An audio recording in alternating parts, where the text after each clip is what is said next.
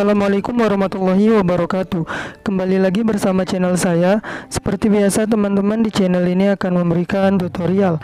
Nah, kali ini akan memberikan tutorial cara mengembalikan foto-foto yang sudah lama terhapus bertahun-tahun.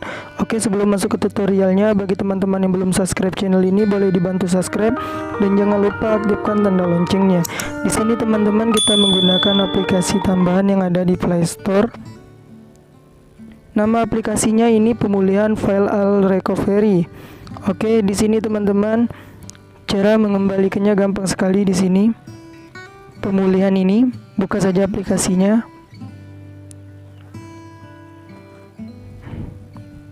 Oke, kita tunggu sebentar teman-teman.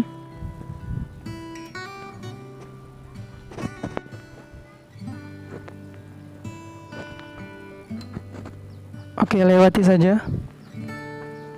Nah, di sini teman-teman, di bagian foto bagian atas ini saya klik saja foto ini. Silakan teman-teman klik izinkan. Nah, di sini pindai semua file.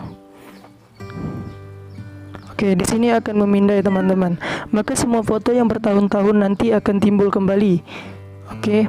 Setelah ini sudah dipindai, maka di galeri teman-teman sudah ada foto yang sudah terhapus bertahun-tahun.